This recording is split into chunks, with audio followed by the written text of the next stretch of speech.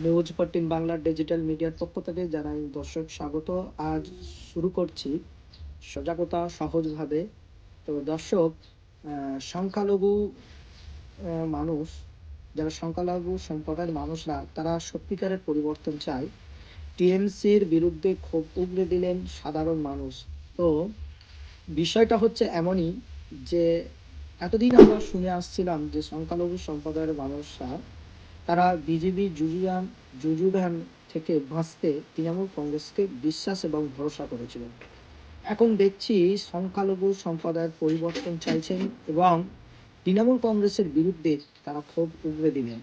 তো চলুন দর্শক, আমরা কিন্তু সবসময় দেখে এসেছি, যখন কংগ্রেস ছিল, কংগ্রেস থেকে কিন্তু পরিবর্তন চেয়েছিল সংখ্যালঘুরা, সিপিএমকে এনেছিল। সিপিআইএম 34 বছর ছিল, রাজত্ব করেছিল পশ্চিমবাংলায়। তারপরে সংখ্যালঘু সম্প্রদায়ের মানুষদের কোনো পরিবর্তন অবগত করতে পারেননি। তার জন্য আবার সেই সিপিআইএমকেও পরিবর্তন করে আবারও তৃণমূল কংগ্রেস এনেছেন। এবং তৃণমূল কংগ্রেসের যে কার্যকলাপ, তারা দাবি করছে এই দলও সংখ্যালঘু সম্প্রদায়ের কোনো উন্নতি করতে পারেনি। অর্থাৎ সংখ্যালঘুরা পরিবর্তন চায়, সত্যিকারের কি পরিবর্তন চাই। দর্শক, আমরা একটু সাধারণ মানুষ কি কমেন্ট করেন আমরা একটু দেখে আসি। সত্যি কি সাধারণ মানুষরা তৃণমূল কংগ্রেসকে বাদ দিয়ে অন্য কোনো দলকে সমর্থন করে তারা ক্ষমতায় আনতে চলেছে? চলুন দর্শক, ততক্ষণ আপনারা নিউজ 14 বাংলার ডিজিটাল মিডিয়ার সঙ্গে থাকুন, সাথে থাকুন। যারা নতুন দর্শক, অবশ্যই তারা নিউজ 14 বাংলা ডিজিটাল মিডিয়া চ্যানেলটাকে সাবস্ক্রাইব করবেন, আর লাইক করবেন, কমেন্ট করবেন, বন্ধুদের দেখার জন্য সুযোগ করে দেবেন। ফেসবুক থেকে দেখলে অবশ্যই পেজটাকে ফলো দিয়ে পাশে রাখবেন। চলুন দর্শক, এরা কাকে, কখন, কিভাবে পরিবর্তন করতে চায় এবং মমতা বন্দ্যোপাধ্যায়ের পরিবর্তে কাকে তারা মুখ্যমন্ত্রী হিসেবে দেখতে চায়, আমরা একটু শুনে আসি। দলের চেয়ারম্যান এমএলএ নওশাদ সাহেবের মুখ্যমন্ত্রী হিসেবে আমরা দেখতে চাই। যেটা হচ্ছে ক্যানিং শওকত মোল্লা জিতে আছে, সেখানেও গোহারা হারবে। পুরোটাই পরিবর্তন চাই, এই সিস্টেমটাই পরিবর্তন চাই। আমাদের নওশাদ সিদ্দিকী ভাইজানের এগেনস্টে দাঁড় করান, ওকে গোহারান হারাবো, 50,000 ভোটে হারাবো। শুধু মুসলমান এটা না, এটা ইন্ডিয়ান সেকুলার ফ্রন্ট। 1,000 টাকার বিনিময়ে আপনাদের ইজ্জতকে বিক্রি করবেন না। আমি তো মনে করবো এখানে যা মুসলমান মায়েরা এসছে, তাছাড়া দ্বিগুণ বেশি হিন্দুরা এসছে। সন্দেশখালী নামটা শুনলেই মনে পড়ে শেখ শাহজাহানের নাম। ওদের দুটো ফুল আমরা আগামী দিনে। এখন আমি দাঁড়িয়ে রয়েছি আইএসএফ আয়োজিত একটি সভা, সেই সভা মঞ্চের একদম পার্শ্ববর্তী এলাকায় আমি দাঁড়িয়ে রয়েছি। কারণ যে সভাস্থল, সেই সভার যে মাঠ, সেই মাঠে কিন্তু প্রচণ্ড পরিমাণে ভিড় লক্ষ্য করা যাচ্ছে, যার জন্য সেই ভিড়ের জন্য কিন্তু অনেক মানুষ কিন্তু এই যে মাঠ দেখতে পাচ্ছেন, সেই মাঠে কিন্তু কিছুটা বিশ্রামের জন্যই কিন্তু আশ্রয় নিয়েছেন। এবং সেই মানুষ এবং সেই সাধারণ মানুষেরা কিন্তু বহু জায়গা থেকে এসেছেন। কোথা থেকে তারা এসেছেন, তাদের কি বক্তব্য, তারা এই সভা নিয়ে কি বলবেন, তাদের জীবন জীবিকা কি, এই সম্পর্কে কিন্তু আজকে আমরা তার সাথে কথা বলে জেনে নেওয়ার চেষ্টা করব। সন্দেশখালী বিধানসভা উন্নয়ন হয়েছে ওই এলাকায়? উন্নয়ন বলতে কিছু আমার চোখে পড়েনি। আমরা যেভাবে জানি, ভারতবর্ষটা স্বাধীন হওয়ার পরে যেভাবে কর্মস্থান সুরক্ষা, স্বাস্থ্য, এসবগুলো সরকার প্রতিশ্রুতি দিয়েছিল আমাদেরকে, অবিলম্বে পশ্চিমবঙ্গ সহ পুরো ভারতবর্ষে দেখতে পাচ্ছে না। তাহলে বদল চাইছে?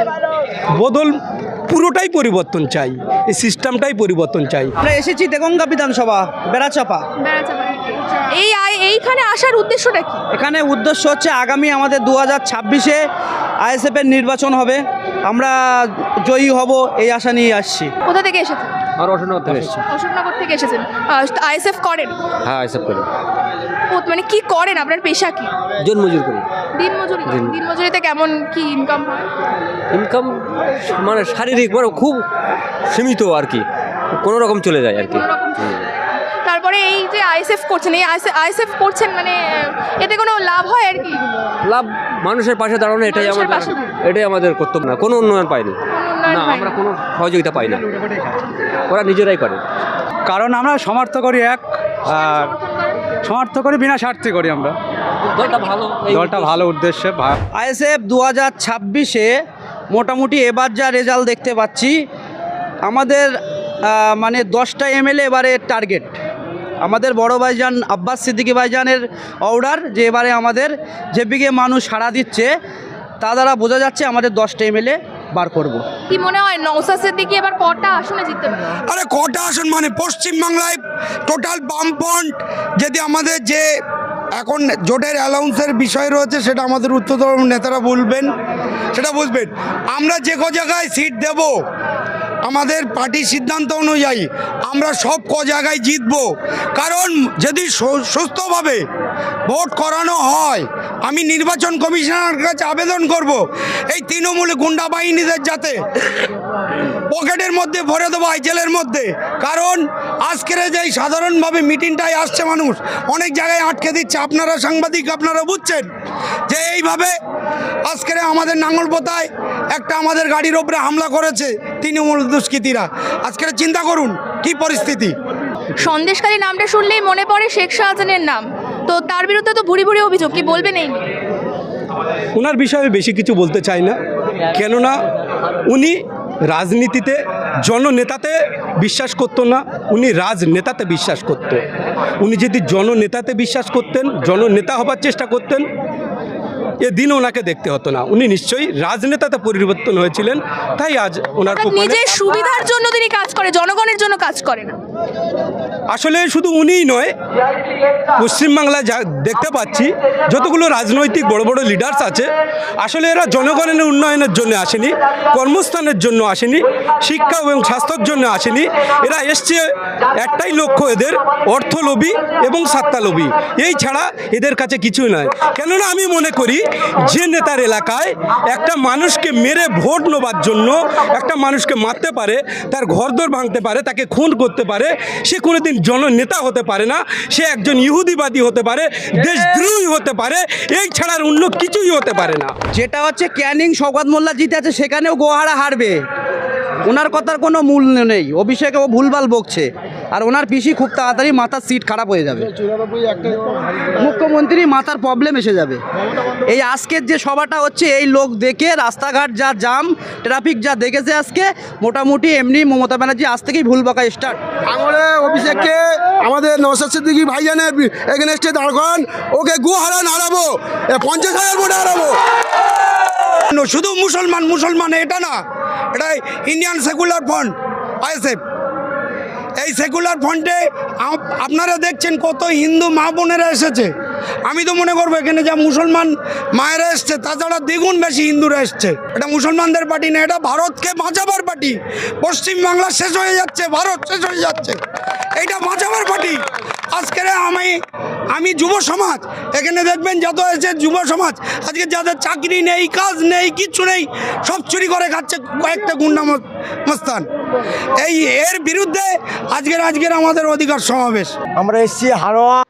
বলার বক্তব্য হচ্ছে সংখ্যালঘু সম্প্রদায়ের মানুষ, একাংশ মানুষ তারা একদম পুরো কোট আনকোট তারা ক্ষোভ উগড়ে দিলেন তৃণমূল কংগ্রেসের বিরুদ্ধে। এবং কিছু মানুষ বলছেন, ডিজিটাল মিডিয়া প্রশ্ন করলে তিনি বলছেন যে, একটা সংখ্যালঘু সম্প্রদায়ের মানুষ বলছেন যে আমরা পরিবর্তন চাই, মানে একদম নিচু থেকে উচ্চ স্তরে পর্যন্ত পরিবর্তন চাই। এই পরিবর্তন চাওয়ার মূলত উদ্দেশ্য শুধু সংখ্যালঘুদের ডেভেলপমেন্ট হবে এমন ব্যাপার নয়। ব্যাপারটা হচ্ছে প্রত্যেকটা খেটে খাওয়া শ্রমজীবী মানুষ এবং পিছিয়ে পড়া মানুষরা সবাই ডেভেলপমেন্ট হবে, আর সংবিধান আবার ভালোভাবে নিয়ম মেনে চলতে মানুষ সহযোগিতা পাবে। তো বলার বক্তব্য হচ্ছে আমাদের পশ্চিমবাংলায় প্রথম ক্ষমতায় আসেন, 1 নম্বরে আছে মমতা বন্দ্যোপাধ্যায় অর্থাৎ তার দল তৃণমূল কংগ্রেস, দ্বিতীয়ত রয়েছেন ভারতীয় জনতা পার্টি বিজেপি, আর তৃতীয়ত যদি কেউ বিরোধী থাকতে হয় একটাই মাত্র আসন পেয়েছিলেন ভাঙড়ের বিধায়ক মাননীয় মাননীয় নওশাদ সিদ্দিকী সাহেব। তো নওশাদ সিদ্দিকী সাহেবের দল আইএসএফ, ইন্ডিয়ান সেকুলার ফ্রন্ট, তিনি 3 মাস দলটাকে উদ্বোধন করেই মাত্র একটা এমএলএ পেয়েছিলেন 2026-এ।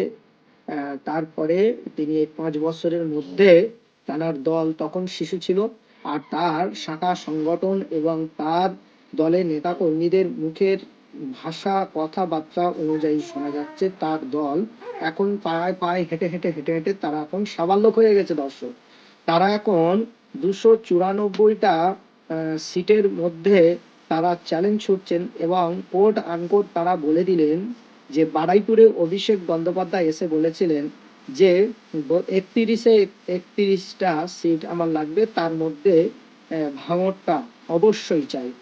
তো এখানটায় আইএসএফ সমর্থন যারা রয়েছে সমর্থকরা তারা বলছে যে আইএসএফ কে হাতে গেলে তাহলে এই অভিষেক বন্দ্যোপাধ্যায়কে ভাঙড়ে এসে দাঁড়াতে হবে। আর ভাঙড়ে এসে যদি দাঁড়ায় ম্যাক্সিমাম 50,000 ভোটে তাকে হারানো হবে। দর্শক, এই রকম চাঞ্চল্যকর দাবি তুলেছেন সাধারণ সংখ্যালঘু সম্প্রদায়ের আইএসএফ এর যারা সমর্থক। তারা বলছেন দর্শক যে আমরা কেউ কেউ আবার বলেও ফেলছে যে মুখ্যমন্ত্রী হিসেবে নওশাদ সিদ্দিকীকে দেখতে চায়।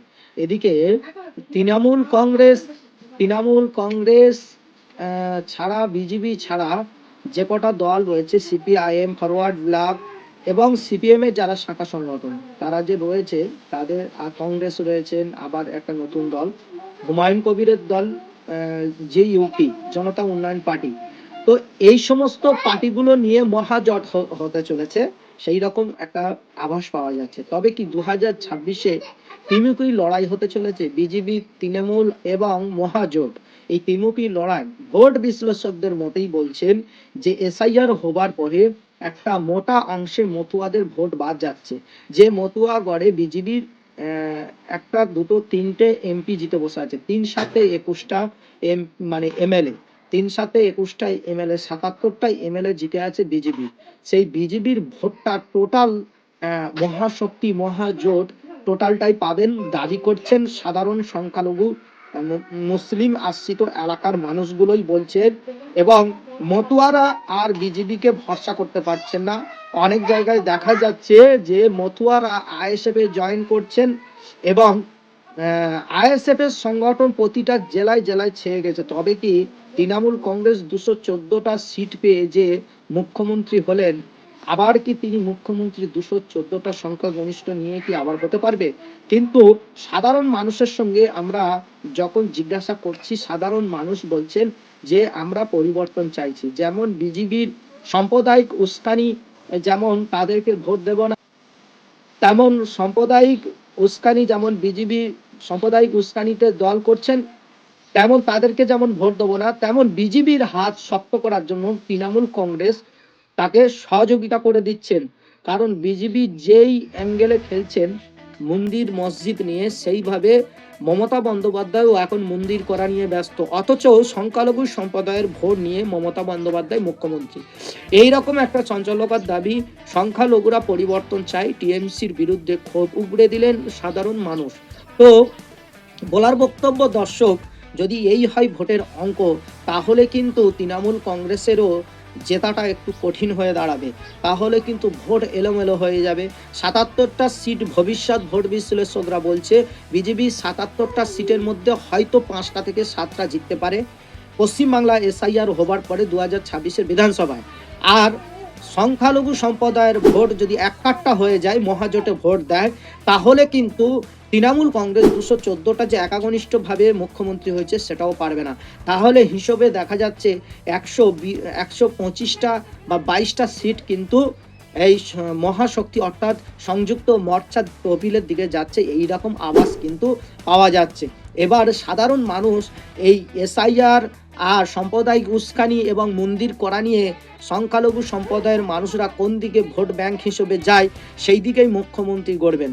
দর্শক, তার মানেই হচ্ছে ইন্ডিয়ান সেকুলার ফ্রন্ট একটা বড় ফ্যাক্টর। তার আভাস কিন্তু সংখ্যালঘু সম্প্রদায়ের মানুষরা এক কাট্টা এবং এক আওয়াজ তুলেই প্রমাণ দিচ্ছে। এবারে দেখার বিষয় 2026-এ টান উত্তেজনা এবং এই সংখ্যালঘু সম্প্রদায়ের ভোট অবশ্যই বিজেপি দেবে না, কিন্তু তৃণমূল কংগ্রেসের তহবিলে যায় কিনা। ততক্ষণ আপনারা ভালো থাকুন, সুস্থ থাকুন, আর আপনাদের মূল্যবান বক্তব্য আপনারা কমেন্ট বক্সে এসে জানাবেন। আর বন্ধুদের কাছে আপনারা শেয়ার করবেন ভিডিওটা, ভালো লাগলে লাইক করবেন। আর দর্শক, নতুন দর্শক হলে অবশ্যই নিউজ 14 বাংলার ডিজিটাল মিডিয়াকে সাবস্ক্রাইব করে পাশে থাকবেন। ততক্ষণ আপনারা ভালো থাকুন, সুস্থ থাকুন, দেখা হচ্ছে পরবর্তী ভিডিওতে।